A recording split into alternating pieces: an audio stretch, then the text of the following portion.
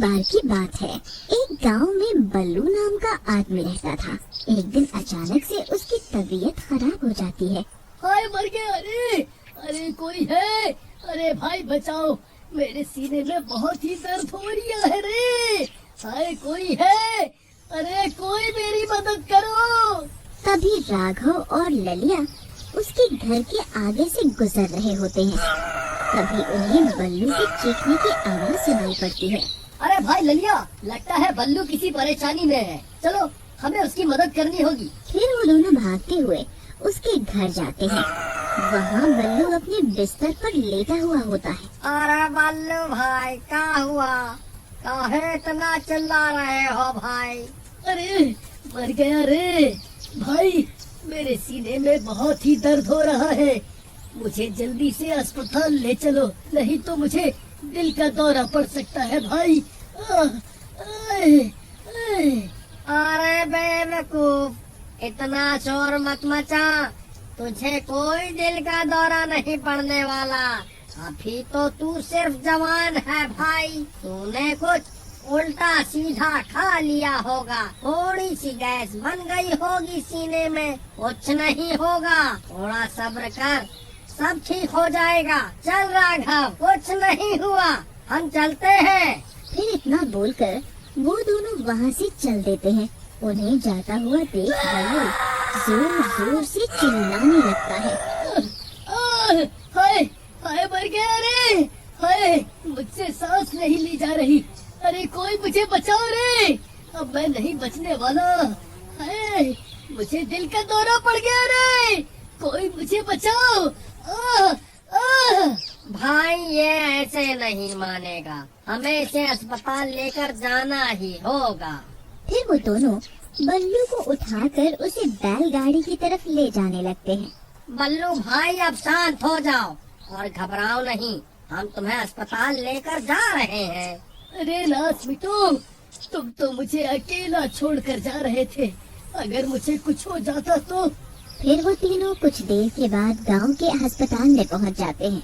अरे कमबख्तों, ये किस अस्पताल में ले आए मुझे? इस अस्पताल में जो भी भर्ती हुआ है वो आज तक जिंदा वापस लौट कर नहीं गया है। मैं यहाँ भर्ती नहीं होने वाला। अरे बल्लू भाई, अब ज्यादा दिमाग खराब मत करो। भर्ती होना है तो यहीं हो जाओ, यहाँ दूर दूर तक और कोई अस्पताल नहीं है भाई। फिर वो दोनों बल्लू को उठाकर अस्पताल के अंदर ले जाते हैं। वहाँ उन्हें एक नर्स मिलती है। नर्स मैडम, ये हमारा दोस्त है, इसे सीने में दर्द की शिकायत है। आप कृपया इसे यहाँ भर्ती कर लीजिए। हाँ हाँ क्यों नहीं, यही तो हमारा काम है। फिर बल्लू उस अस्पताल में भर्ती हो जाता है।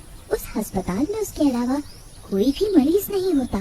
फिर नर्स बल्लू को कुछ दवाइयाँ खाने को देती है। लो बल्लू जी, ये दवा ले लो, इससे आपको आराम मिल जाएगा। सुबह डॉक्टर साहब आएंगे तो उन्हें अपनी तकलीफ के बारे में बता देना। इतना बोलकर वो नर्स वहाँ से चली जाती है। अच्छा भाई बल्लू, अब हम चलते हैं, तुम आराम करो। अरे नर्स मिटो, ये मुझे कहाँ भर्ती करवा दिया? यहाँ मेरे अलावा और कोई मरीज ही नहीं है। मैं यहाँ अकेला नहीं रहने वाला। चुपचाप तुम भी यहीं लेट जाओ, सुबह होने पर तीनों एक साथ घर वापस चलेंगे। फिर रात होने पर अस्पताल में अजीब अजीब सी आवाज़ें आने लगती हैं। डर के मारे बल्लू की नींद खुल जाती है। वो बहुत डर जाता है। उसके बेड के नीचे एक चुड़ैल बैठी हुई होती है। ललिया और राघव गहरी नींद में सो रहे होते हैं और वो चुड़ैल बल्लू के बिस्तर के नीचे बैठकर उड़ा रही होती है।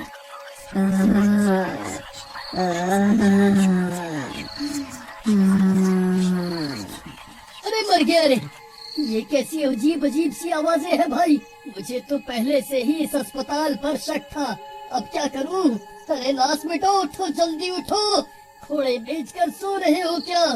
अरे कमबख्तों जल्दी उठो। फिर बल्लू के चिल्लाने पर ललिया और राघव उठ जाते हैं। अरे बल्लू भाई, अब तो नर्स मैडम ने तुम्हें दवाई भी दे दी, अब क्यों शोर मचा रहे हो भाई? चुपचाप सो क्यों नहीं जाते? अरे भाई, मुझे डरावनी डरावनी आवाजें सुनाई दे रही हैं, मैं क्या करूं? तभी वो चुड़ैल गुर्राने लगती है।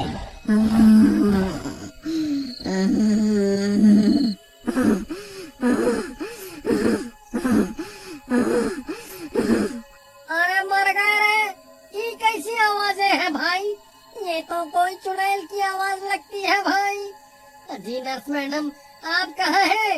Nurse madam. ललिया भाई, कुछ करो, मुझे तो बहुत डर लग रहा है। फिर राघव की नजर बल्लू के बिस्तर के नीचे पड़ती है और उसके होश उड़ जाते हैं। डर के मारे वो कांपने लगता है। राघव भाई, अब तुम्हें क्या हो गया? तुम्हें भी दिल का दौरा पड़ गया क्या? अरे भाई, जल्दी से बल्लू के बिस्तर के नीचे देखो भाई। फिर ललिया झांक कर बल्लू के बिस्तर के नीचे देखता है। अरे मर गए रे, ये तो चुड़ैल है। अरे भागो रे! अरे भागो रे भागो, अपनी जान बचाकर भागो। फिर वो दोनों भागकर एक कोने में खड़े हो जाते हैं।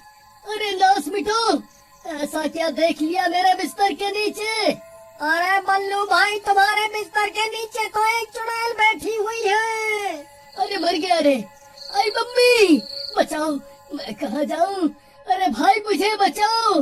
बल्लू भाई, बिस्तर से नीचे मत उतरना, वरना ये चुड़ैल तुम्हारी टांग पकड़ लेगी।